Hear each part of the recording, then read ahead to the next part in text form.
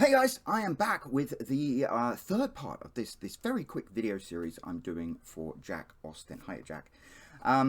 About how do you construct a book, and I spoke about how there are really three key ingredients to a book. The first is the narrative. That's what we spoke about in the previous video.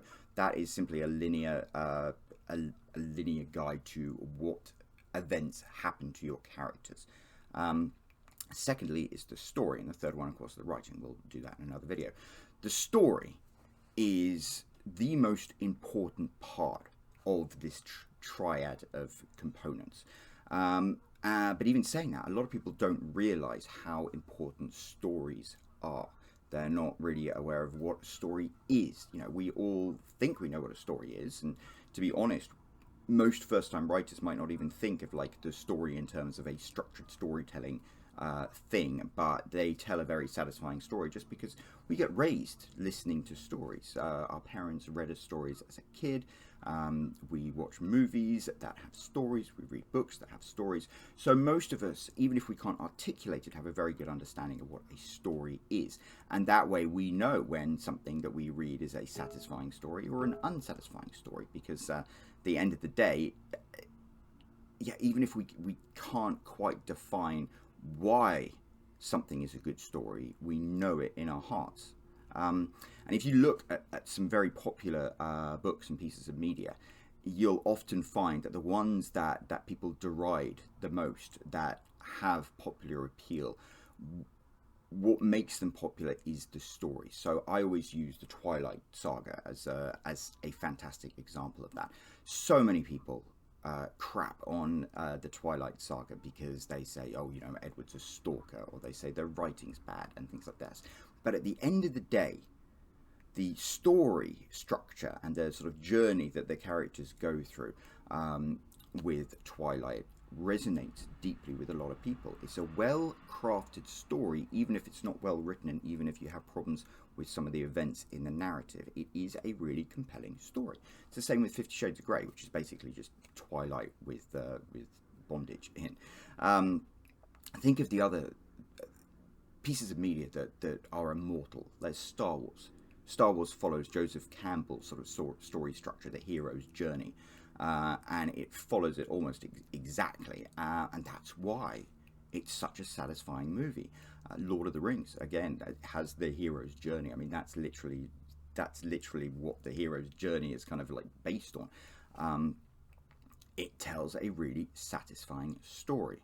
So, story is something you need to take very, very seriously as a writer. And I suggest that you think about finding a way to tell a story and using that structure to help you build it out. And what do I mean by that? Well, your narrative is just the events that occur to your characters, and hopefully it also contains their motivations for why they do the things that end up becoming your narrative. But once you've got your narrative, once you know what happens in your story, you need to take that and then put it into the structure of a story. And a very popular story structure at the moment, which is really, really good, is one popularized by Dan Harmon, who is the head writer of Community and who writes Rick and Morty. He created this thing called the story circle, which has like 8 points on a circle. And it's a really, really well-defined and simple way to tell a story. It starts off at the very top with you, which is basically your character, your protagonist, and it goes through to what they need. And this is important, and you might not even think about it, but every single character needs something. Not wants, needs. A story must always be driven by needs. So the third section is where the character goes, and they go out to fulfill their need.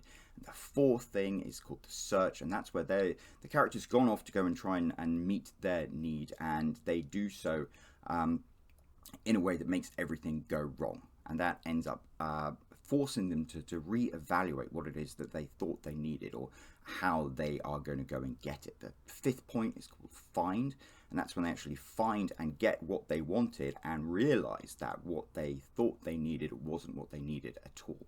Then they have take, they take that, and the most important step, the one that really to me, define stories is the return, and the take and the return between them. There's got to be some sacrifice. Your main character has to sacrifice something important, and sacrifice is such an important element in storytelling that really, that to me is what defines, you know, a satisfying story and an unsatisfying story. And then your hero goes back to where they started in the final step, step 8, which is called change. And it's called change because your hero is different from who they were when they started this journey. And that's a very, very quick overview of how a story can be structured. And it's kind of neat. What Dan Harmon's done is he's actually taken this circle and he's split it into 4 quadrants. The top quadrant is something called order, and underneath is chaos. And this kind of mirrors Joseph Campbell's the hero's journey thing, where your hero descends into the underworld. When your hero starts off in go and you establish your character, you establish their need, and you establish the action they take to try and meet their need, they exist in order. And then when they go and they try and meet their need and everything goes wrong, they descend into disorder or chaos. And then eventually they come out the other side, and an order is restored. Except the quadrants aren't just order and chaos, they're also honest and dishonest. So your hero starts off in order, but it's dishonest order. It's order based on a lie. So Star Wars is a great example of this. You know, Luke Skywalker starts off on this this farm, and what he thinks is behind all this order is actually a lie. You know, his father wasn't really just a spice trader. He was Anakin Skywalker, and you know, the Empire is actually evil. And so much of what Luke Skywalker thought he knew and what his order was based on turns out to be a lie. And then when he goes off in space with Ben Kenobi, he descends into chaos. And then when he returns and becomes the hero of the Rebel Alliance and blows up the Death Star, he returns to order because now he understands the world, but it's honest order. So just like you have that journey from order into chaos, you also have that journey from dishonesty into honesty. It's really beautiful when you think about it. But you will find as a storyteller that actually using a structure to formulate your story ends up making you think very, very hard about the events, and also when the events happen. And this can get even more complicated depending on how far down the rabbit hole you want to go. So for example, I write romance books, and romance books, they have a story structure just like Dan Harmon's one, except there are additional elements to it that are very, very important. So for example, in the books I write, I write in a classic contemporary style, which means you have chapters with alternating first-person point of view, and we'll go into this a bit in the writing section. But what that means is that the end of the first chapter, in addition to establishing that your protagonist, you have to have your hero and your heroine meet for the first time, or re-meet for the first time, or encounter each other. And that is, you know, a staple of the romance industry and the romance storyline. And this can be quite complicated because when you're looking at your narrative, and I've done this before, you might find that, you know, in your narrative, your hero and heroine might not meet until halfway through all of the events that happen. So when you tell your story, what you might have to do is start your story halfway through your narrative, and then when you get to the sort of the search and things like that, you might have to start using flashbacks to fill in some of the other spots. It's really interesting because what it forces you to do is identify like the defining moments in this narrative, and it generally, what it does is it brings the best out of your narrative. It brings the most compelling elements out of your narrative, and that's really where storytelling is important. I mentioned at the beginning of this video that, you know, you tell a story by taking somebody on an emotional journey, and by using a story structure that forces you to identify, you know, the defining moments in your narrative, you also find and identify the defining emotional hooks in your narrative. And that's really why a story makes all the difference, because if you can find the emotional hooks in that and you can arrange them in the satisfying order of a story in that circle, then you can really get under a reader's skin. And that's why books and films and things with really strong stories stay with people, because they take you on a much longer, much more complicated journey, but it is still an emotional journey. It takes you through the highs and the lows and the doubts and the confidence and that the sacrifice that your protagonist or protagonists, if you're writing a romance novel, because you have two, the hero and the heroine, the sacrifices they have to make should hurt you as a reader. It should reach into your guts and squeeze.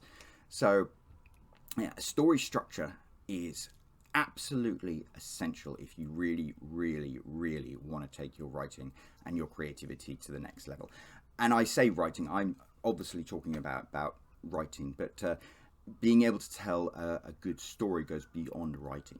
The story circle is equally applicable whether you're talking about a movie or a TV show or even a video game.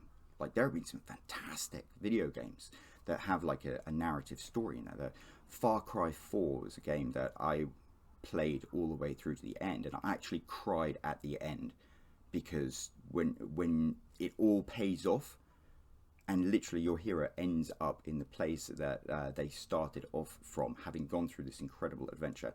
Yeah, when the penny drops and you figure it all out, yeah, I literally cried. And I thought that was amazing that a video game could have that impact on me. So yeah, I'm probably going to go more into stories and how to plot your stories and things like that, because it's quite a long and complicated process, but it's definitely worth it. But I would start off by researching Dan Harmon's Story Circle. And then if you want to go further than that, you should look up, I mean, if you're writing romance, just Google romance beats, and you'll find all these things called beat sheets, and these are like cheat sheets. And Dan Harmon's Story Circle, you'll find people have created all sorts of like worksheets that you can go through. And when I write and plan a book, I literally have that blank worksheet, and I know kind of what's going to happen in the book, but then I have to identify the bits that are going to come together and put the story. And to be honest, the book I'm writing at the moment, which is kind of like the sequel to this, I wrote the narrative for it already, 130,000 words of narrative. And I'm trying to turn that into a story. And it's so interesting because so much changes, but it becomes better. And that's the thing. A good story makes your narrative better. It connects with people. It connects with you on some weird frequency that turns just a description of a narrative into something that stays with you. Right. That's a very brief overview. 12 minutes isn't very brief, is it? I'm sorry. But I will be back to talk about writing, which is the final element of a good book, next time. Anyway, thank you very much. I hope you found this useful. If it is, hit me a like or leave a thing in the comments saying like, great job, Roland, or you suck, whatever. I don't know. I want to hear it. And I will speak to you soon. Cheers.